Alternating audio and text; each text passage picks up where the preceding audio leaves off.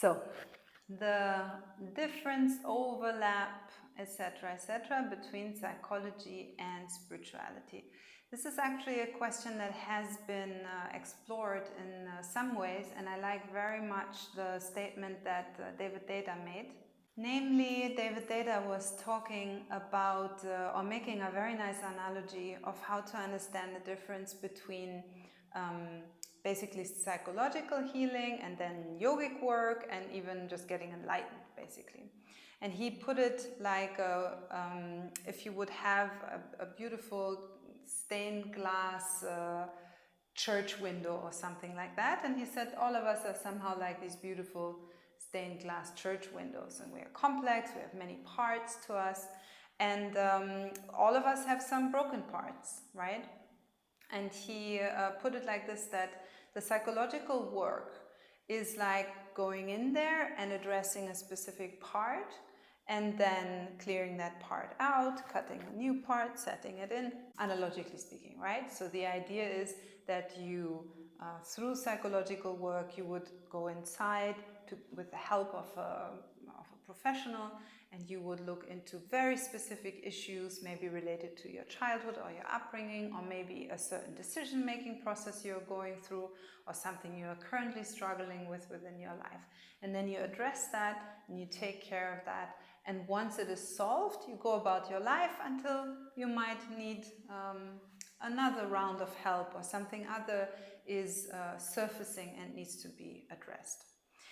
Then he continues with the analogy that the yogic work, so basically doing energy work and to sort of address the overall being and its transformation, would be comparative to clearing the glass window, washing the glass window. So you're taking off the dust of the stained glass window. Some parts remain broken as you do that, and you might need to get some therapy and get those fixed. But in general, you are washing the window so more light can come through. That's the idea, right? So spirituality and spiritual work, may it be more physical, energetic, or may it be on the front of meditation and focus, is usually geared towards let's just clean up in general, bring in more light, bring in more awareness, more self-understanding, more self-love, and through that, more light is accumulated within the being in general, as in a lighter state, a happier state, a more fulfilled kind of well-being type of inner experience. So that would be yogic work. And then he goes even one step further, and he says, and when you basically, he puts it like when you work in order to be enlightened, when you just want to awaken, right? If that's your focus point, like let's say you're doing your who am I contemplations, yeah, self-contemplation. You sit, you center in the now, and you just look for the awakening. He says that process is comparable to just simply realizing that you were never the window, you are the light. Right? And that would require a much bigger jump of identification. It would require a total reconsideration of who you think to be, and is sort of on a very different paper, or in a very different category than the first two that we talked about, which are more transformative and more like a gradual work on yourself. You could do all these three at once within a time of your life, and fix some areas with the therapy, address the overall lightfulness, happiness, well-being of your system through yogic work, and also have at least retreats or meditations throughout the day where you aim to simply reveal yourself, to simply know who you truly are, to simply understand you are the light, rather than something else that tries to capture the light, but you are the light itself. Now, this, I feel, is a quite solid, easy analogy to understand a little bit what's the difference and what are maybe similarities between spiritual work and psychological work. They both aim for healing, they aim for transformation, but they are using very different means for it, right? One of the parts of your question was if now psychological disorders can be sort of, specifically addressed or categorized or something like that within the spiritual realm.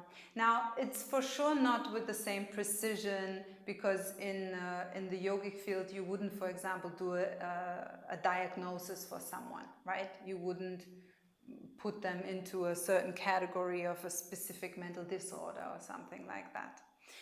But rather, it's a bit more of a blanket understanding. So, for example, general mental disorders within the yogic realm would usually be associated with disbalance and lack of energization of the higher chakras. That's like one general statement. Another general statement that you will find is that mental disorders, difficulties and so forth can arise when we come out of touch with our soul, with what in the kosha system we would call Vijnana Maya kosha and Ananda Maya kosha. So this could, for example, be induced by a lack of sleep. Yeah, and this does overlap, because psychology also says, yeah, if you don't sleep enough, you'll have problems. That's just clear. You gotta sleep enough, right? And if, for example, the deep sleep phases of your sleep cycles are disturbed, then it's much more likely that you will have mental disorders. And a similar idea in spirituality, where it is said, well, through deep sleep phases, you connect to those higher realities of your being, and by connecting to them, you remain healthy and you remain balanced within your being. So what I would say is there is a good amount of overlap between spirituality and psychology, but they are absolutely not the same, and they are not at all operating with the same methods.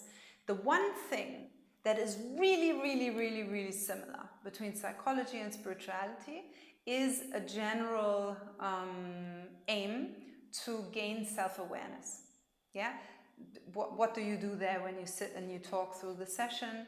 You have somebody reflect you back and to become aware of different parts of your being.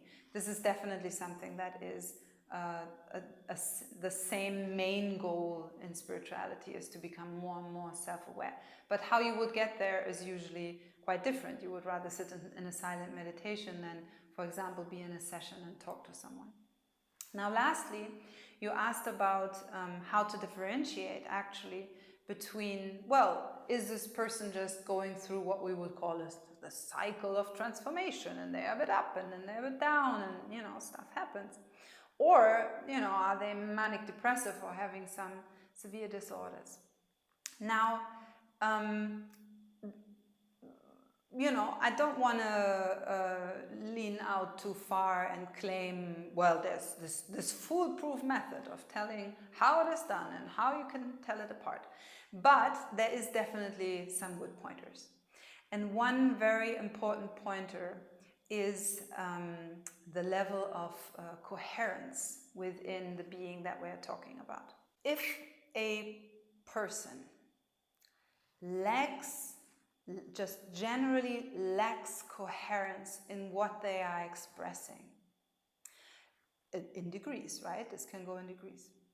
It is likely that they have some sort of thing going on within their mental structure. It doesn't have to be a full-blown disorder. We don't have to slap a diagnosis on top of it right away. But likely there is some sort of issue. So, just as an example, if someone, on the other hand, has a lot of coherence and talks to you about a very challenging situation they were going through, and they're like, man, I don't know what it was, but I don't know, maybe some spiritual terminology. I had a dark night of the soul and I was just into profound depression and I felt so horrible, so terrible about myself. And I noticed this and this going on within my system. And there was this blind spot and I just couldn't get a hang of it. It was driving me crazy. And I really, for some time I thought, I'm just going to eat me alive. And then I had a good talk with my teacher and that really just clicked something. And then I had some understandings and I meditated upon it and gradually it dissolved, and I feel I came out of it in a bit of a transformed way. Something in that direction. Yeah, that's something that you might hear a yogi say on a Wednesday night. Now, when it comes with such a coherence where you have a feeling the person talking is fully aware of what they are going through, even though they have blind spots, but they are aware of the blind spots. Yeah, this is usually a healthy mind. Yeah, even if it's a stressed mind, going up and down and having this and that, and and next week, oh my God, can you imagine, I fell into that hole again. This time it went like this and like this and like that. But if the person isn't, and you can get a, depends, but mostly you can get a feeling if the person is aware of themselves, if they can tell apart what is going on within their being. And worst case scenario, you can drop 2-3 questions that will allow for you to understand if the other one is understanding, right? And if they have like something funny that they are saying there, oh yeah, and then Elvis showed up and said so and so, and it's like, can you tell me a bit more about that Elvis thing? And then the person's like, well, in that moment I thought about something because it was associated. Okay, they are coherent. If they're like, yeah, Elvis, you manifested right there, and then he sang me a song. Okay, we have something we should reconsider. Yeah, I'm not saying that that person's crazy per se, but definitely it's like, I'm not sure how coherent that is right now, right? And then you can place more questions to see what is going on. Same experience from a discoherent person, the report of it would look very, very different, right? Such a person might share with you how, for example, they might have the illusion that certain things that they were going through in being down were physically real, yeah? Or that because they have a thought, they cannot tell apart, am I having just a thought, a negative thought?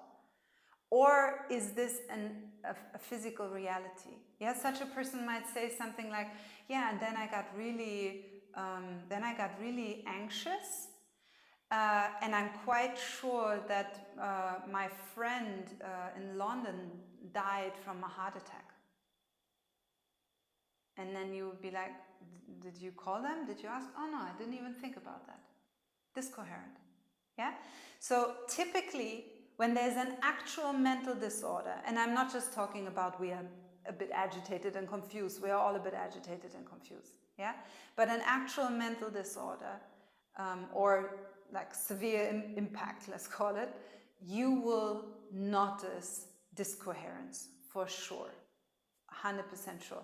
Even just jumps, yeah, like the person will be talking quite coherently about their experience, and then all of a sudden they say, I really don't know why you keep blaming me for this and that thing. Discoherence, yeah. So discoherence are these strange jumps in conclusions, in emotions, in behavior, in mental analysis that just don't make sense, and they are sudden breaks. And this is a very typical way of telling apart if somebody is just having a hard time or if they have an actual disorder. The same with is somebody like on a soul high, or are they manic? Yeah, there will be always a degree of discoherence within a manic character. Yeah, they will be like, yes, everything's great, I'm feeling on top of things. Okay, and how did it go? The thing you told me last week, how did it go? I don't remember what it was. Yeah, there will be always some sort of breaks within these heightened expressions, even if they seem positive. It will not take you longer than a 15 minutes talk to a person with a mental disorder to notice that they are discoherent. And this is usually how you can tell. Now, still, it is very, very true that a person that might be generally very coherent and, just going through a hard time will profit very much from going to therapy. It's not just people who are sick in their mind who would go to therapy, right? It's like, how do we even, mental sickness is so, mental disease is such a flexible, difficult to define, malleable kind of term. So in general, what I would suggest to everybody is if you feel on a mental low, emotional low, well-being kind of low, see a professional. Even just have a few checkup sessions, see what's going on with you, you know, and if it's, shop around a little. If the first therapist is not good for you, take the next one. Go to a coach if you prefer that, but have a chat, have someone to reflect you back, have someone to check in with you. That is definitely always a good idea. Everybody profits from therapy, including healthy people. Like you don't only go to the doctor when you're sick. You also go when you're healthy and you have a checkup and you see if there's some vitamins missing. Same thing you can do here. And in the same time, spiritual work, except for severe cases of mental disorder, spiritual work is usually helpful. There's lots and lots of great research materials out there, especially on mindfulness, meditation, not so much on Hatha Yoga, but a little bit as well. These kind of practices are generally great, especially depression, anxiety. You can just clear it out wonderfully, healing wonderfully with these kind of simple to do at home meditation methods. So that is definitely true as well.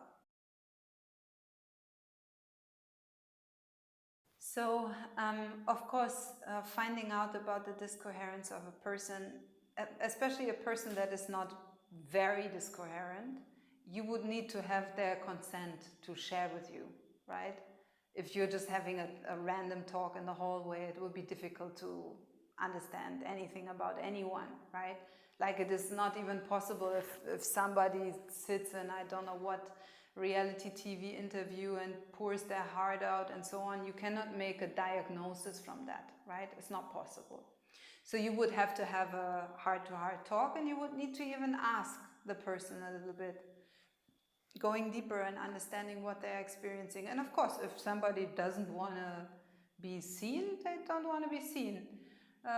Depends also on the context and on the degree of how severe it is that you don't want to be seen. That can be also a bit of a question mark if there's some paranoid tendencies or something, but it doesn't have to be. It can just be a shy person or a very private person. So yeah, of course, you would need to have enough information to judge really on what's going on with the person. I was answering it more in a context of basically if you have a therapeutic access to that person. Hey guys, if you like this video, make sure to like and subscribe to our YouTube channel for more content on spirituality, Tantra and more. And if you want to sign up for our online classes or for our retreats, you can see our website on the description below.